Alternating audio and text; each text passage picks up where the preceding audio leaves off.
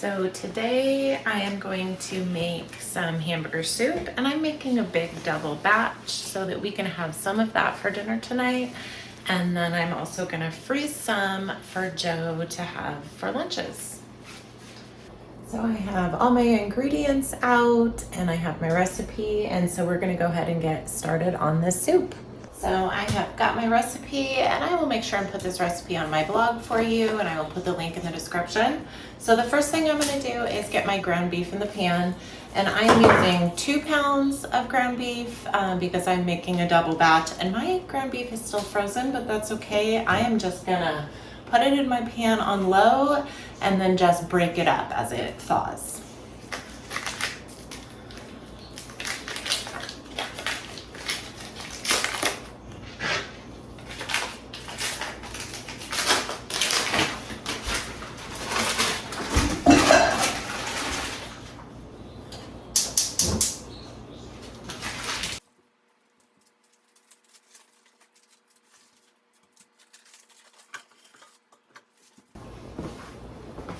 So the first thing I am gonna do is get my onion chopped.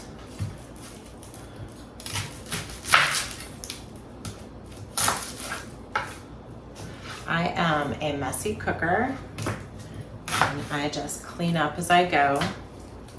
So the best way that I have found to chop onions is to cut them in half through the root.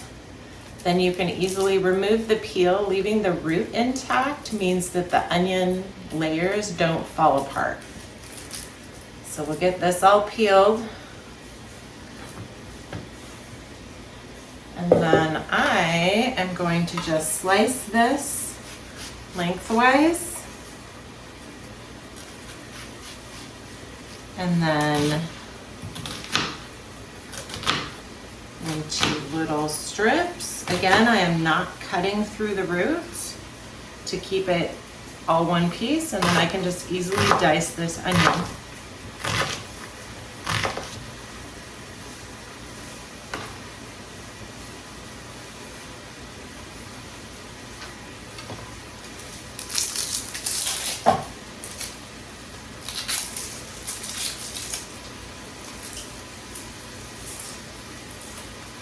Onions tend to make you tear up, sprinkling water on top of them as you're chopping can help sometimes.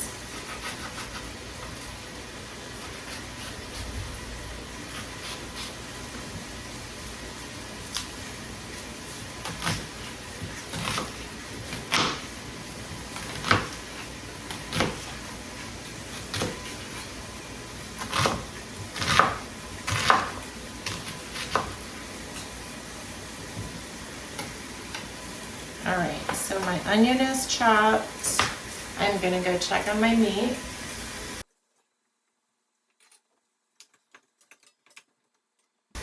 So while that cooks a little bit, let's go over the ingredients. So this is a great soup to toss whatever you have found in the bottom of your freezer.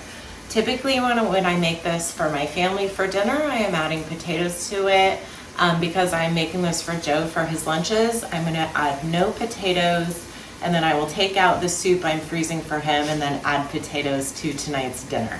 So ingredients, I found some cauliflower in my freezer that I needed to use up. I also found a big bag of carrots, peas, corn, and green beans that I had bought for my freeze dryer and had never made it into it. So I'm using a whole bunch of that, and I just have dumped that in this bowl so some of the ice crystals can come out of it. I have beef broth, salt, Italian seasoning, a bay leaf, Worcestershire sauce, tomato sauce, diced tomatoes, garlic, and celery. So while I wait for that hamburger to thaw, I'm gonna go ahead and get some bread started, and I'm gonna use a recipe from the No Knead Artisan Bread in 5 Minutes cookbook, which is just fabulous and is one of my go-to yeast bread recipes. So let's go ahead and get started on that. So I got my mixer bowl, got some yeast. I'm gonna grab flour.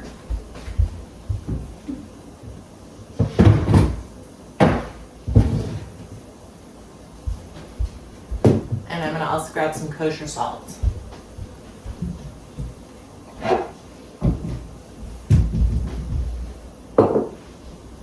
So this recipe is incredibly simple. You do not need to knead it. You put all of your ingredients in your bowl. You can do this by hand or you can do it in a mixer. I just use my KitchenAid mixer.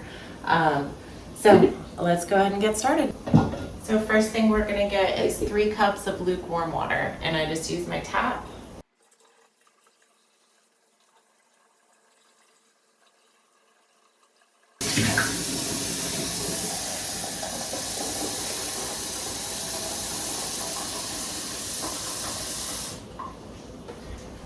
We are on a well here, so our water comes out pretty cold, around 40 degrees, sometimes a little colder, so it takes a while for it to warm up.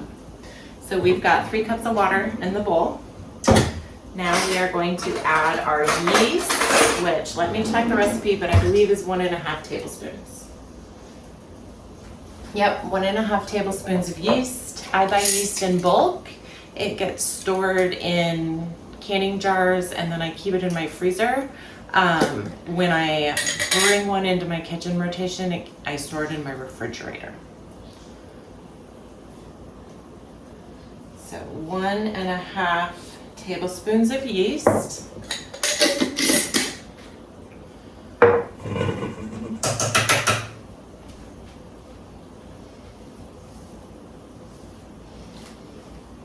we'll go ahead and add, I believe it's 6.5 cups. 6.5 cups of flour.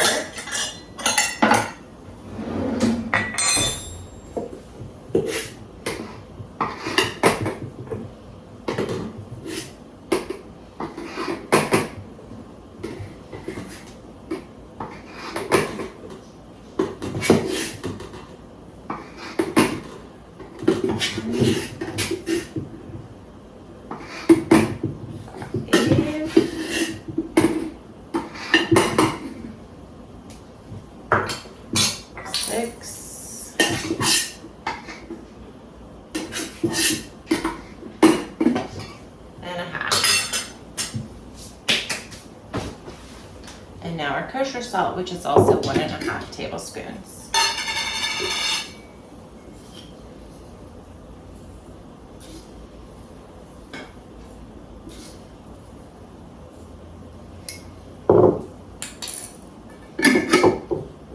All right, so I'm gonna get this stuff put away, and then I'm gonna move this over to my mixer.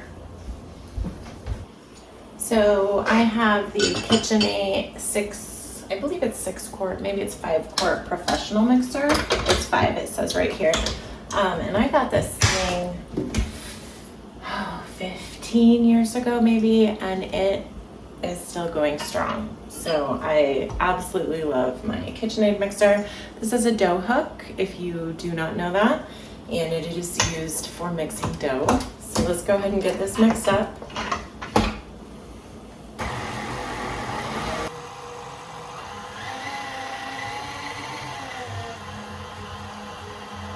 This is a really wet dough, and the next step is to let it rise, and so I'm going to move that into a larger bowl.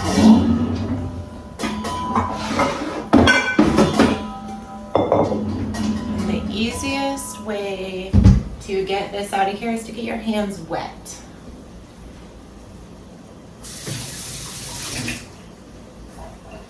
I'm just going to get it off the dough hook. And we're just gonna scrape it on out. You can see how it really doesn't hold its shape. It's very sticky.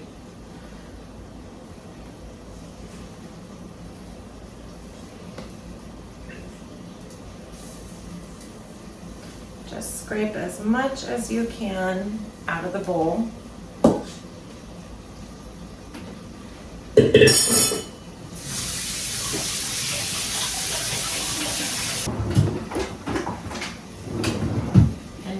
Cover this with plastic wrap. And we're we're gonna let this sit and rise until it flattens on the top. And the amount of time that takes is really gonna depend on your kitchen and how warm it is or how cool it is. So for me, this is probably gonna take about 2 to 3 hours. So let's check our hamburger. I hear it really cooking in here. I am gonna turn this temperature down low and just kind of break it up a little bit.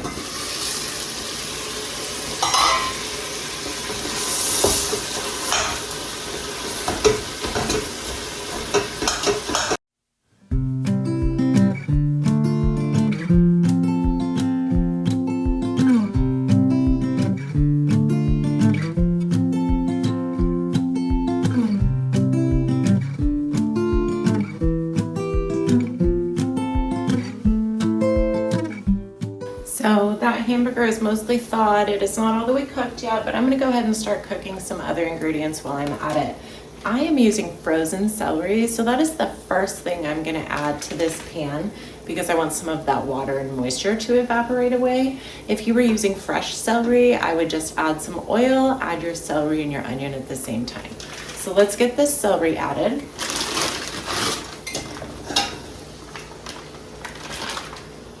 Put the lid on because it'll just help that thaw a little bit faster.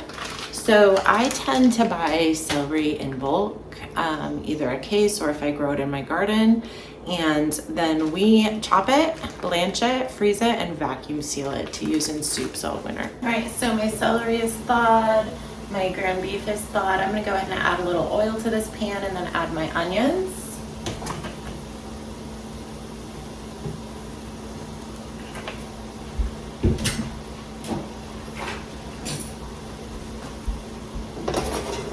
Get those in.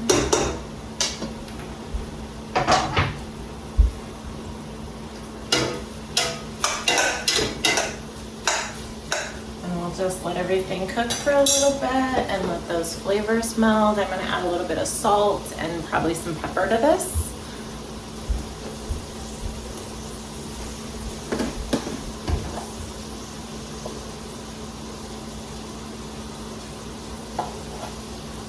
I tend to not measure, so keep that in mind when you look at the recipe for this, that I am not following it.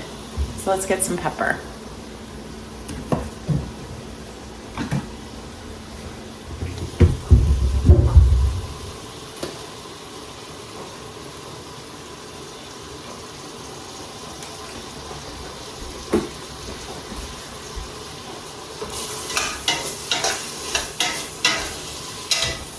All right, so this is all cooked down. I'm gonna go ahead and add a little bit of garlic, a lot bit of garlic.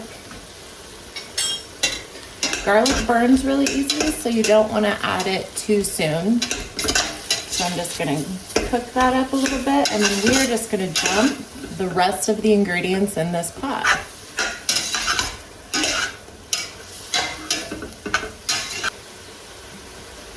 We have our 2 cans of tomato sauce,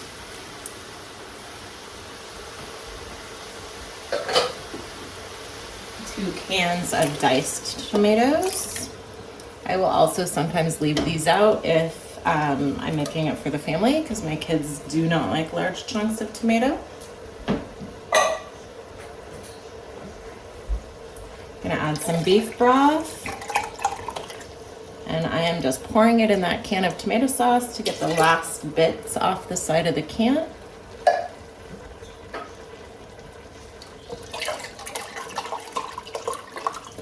And I do can my own broth, but I also keep store-bought broth in my preps, and so I rotate that through as needed, first in, first out by expiration date.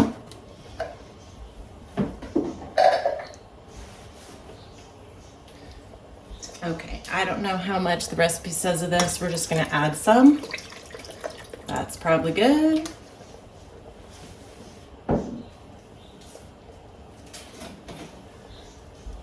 It says a teaspoon, so we will just add about that much.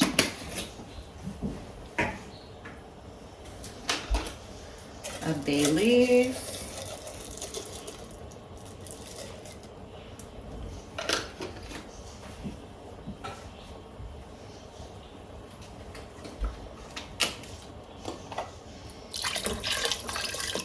the rest of the beef broth. Remember, I'm making a double batch. A single batch is not going to be quite this much.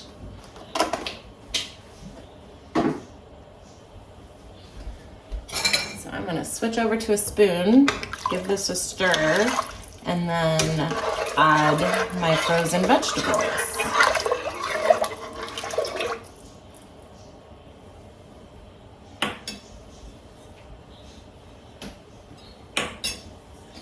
This might be a little too much.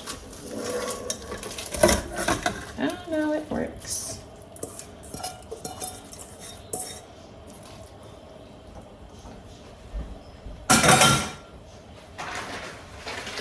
And then I also had a bag of cauliflower I'm gonna add.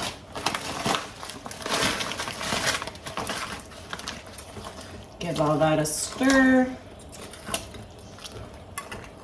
And we're gonna simmer this for probably about 30 minutes. At this point, I would also add my potatoes if I was using them. All right, well, we wait for that soup to simmer and the bread to rise. Now we clean.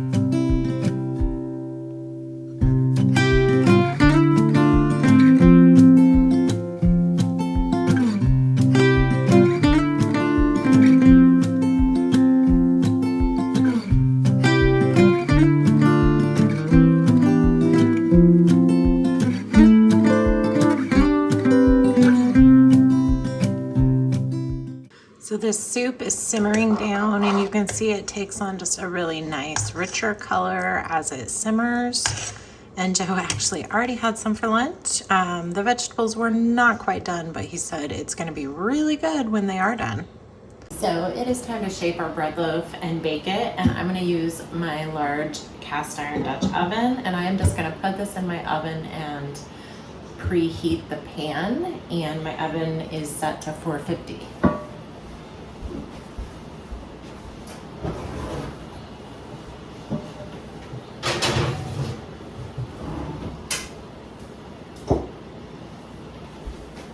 So here's our bread dough, and as happens with life, this probably overrose a little bit. I had to go pick up kids in town, and I probably would have done this about a half an hour or an hour ago, but it's gonna work just fine. So the first thing that I'm gonna do is get my parchment paper ready. And so I'm gonna use parchment paper because I can just lift that into my Dutch oven, and I'm gonna rise it on a cookie sheet.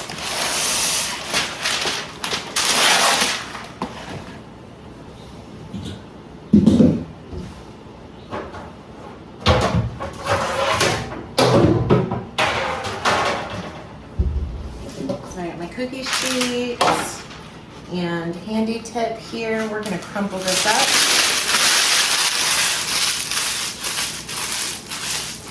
If you've ever tried to put parchment paper into something round or a pan, you know that it doesn't fold well and it doesn't form well. If you crumble this up, it will take the shape of the pan easier.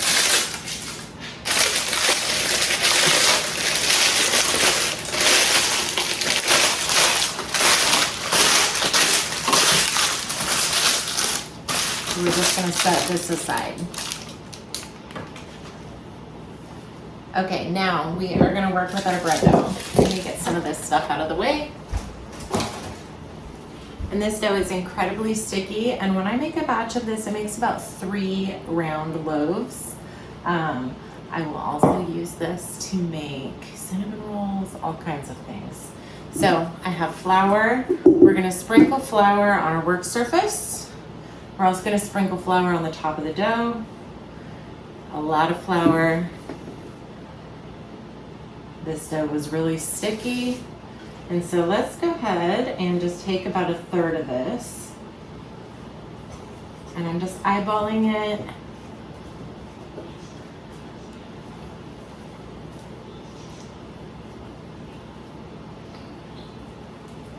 And I'm gonna form my loaf. So this should only take about 30 to 60 seconds. I'm gonna get a little more flour. And we are just smushing underneath to form a round loaf.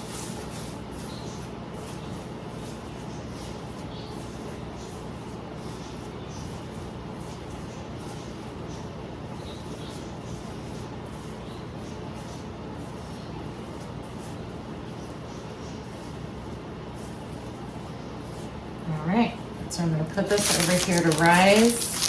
All of those folds that you made on the bottom are going to disappear as the loaf rises. So now we're going to let this rise for about 20-25 minutes. Then we're going to cover it with flour. We're going to slash it and then get it put into the oven. So usually when I'm making this recipe, I will just plan on making all of the loaves at one time, but the day got away from me. So I am going to store the rest of this dough in the refrigerator. And it'll store in the refrigerator for 7 to 10 days. So we're just scooping it out into my container.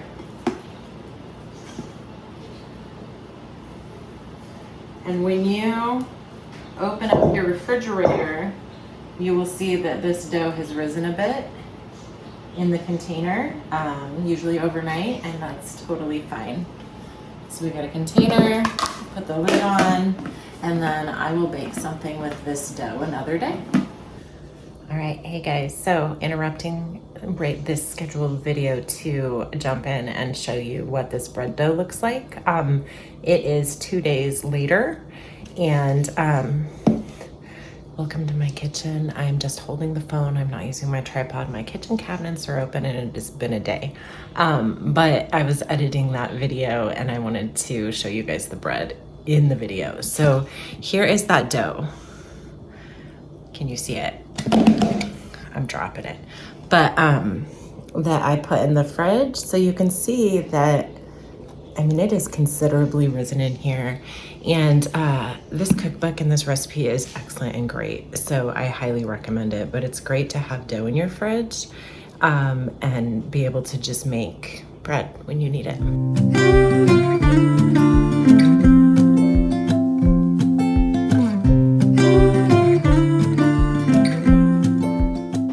So our soup is ready. I'm gonna taste it to see if it needs any more salt or spices, and then I am gonna put this into freezer containers, label it, and it'll be weeks worth of lunches in our freezer.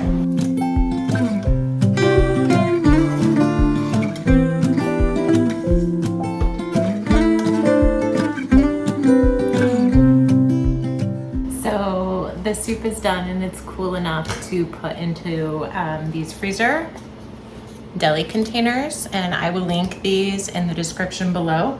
But I'm gonna go ahead and just get these filled up and see how many lunches we got.